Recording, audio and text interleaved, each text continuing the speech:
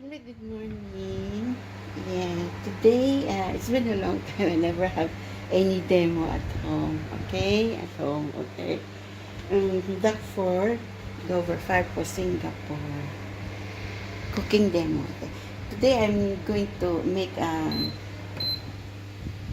laksa, but it is this is with the pasta noodles. Okay, and then very simple only, and anything you can create your own. Today I'm gonna put a luncheon meat on top, eggs, and my eggs overcooked, and garnish vegetable and cherry tomato. Okay, you need garlic, and the most important thing, this is a um, shrimp paste. Okay, I bought it, I bought it in the groceries, this kind, in tin, in can. And then you need the Prima coconut powder. Okay, usually I cook the instant, so if I have a remaining, I will keep it and I can use for another cooking, so I will put the, oh wait a minute, where's my spatula? Okay, you need to saute your garlic first. Okay, garlic, the capsicum. Okay, garlic, saute the garlic.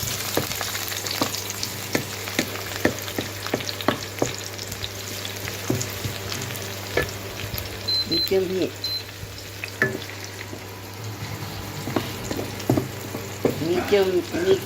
Medium heat.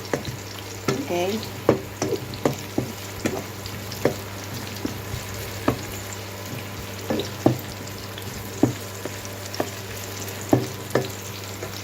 And then you put your laksa paste, shrimp paste.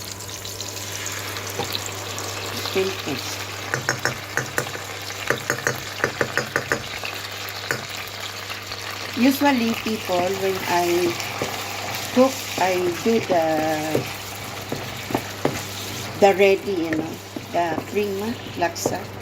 Yes, I bought it in the grocery and then I just cook easy, But today I demo this pasta. Okay. Very simple, just like that, The soup base is just like that.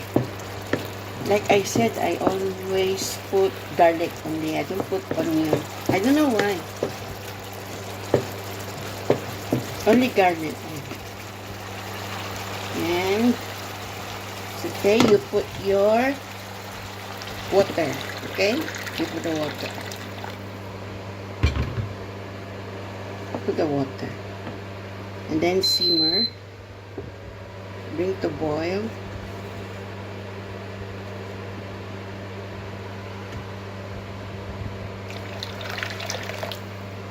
I get ready the pasta already.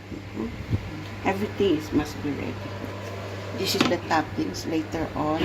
Okay? And then just bring to boil.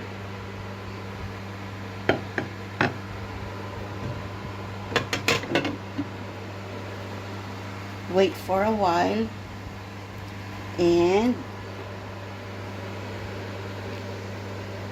you just wait for a while. Now it's boiling.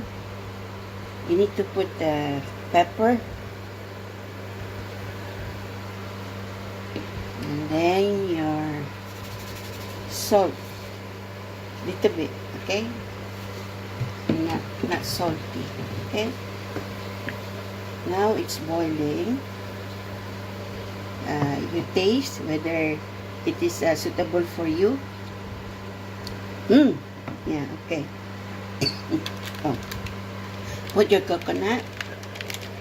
The paste, shrimp paste, the smell is very strong. You tend to. Okay. So now your base is complete. Okay, the coconut. Just now I put the coconut and simmer to taste. Simmer then taste. Okay. So your laksa base is complete. Okay. Now you put your noodles. Okay. Depend sometimes you can put your noodles. Okay. Sometimes you separate when you are about to serve. Okay. So this is the laksa. Yes, this is the laksa now. This is a pasta. Okay, pasta laksa. So your laksa is done. Like this only. Sometimes you can put a dried what do you call this? I suddenly forget. To enhance the taste. You know. Okay, dry leafy, what do you call this? Herbs. Okay, so this is the laksa. Later on, I will show you the finished product when I serve at my table, and then I put my toppings on top. Okay, so that's for today.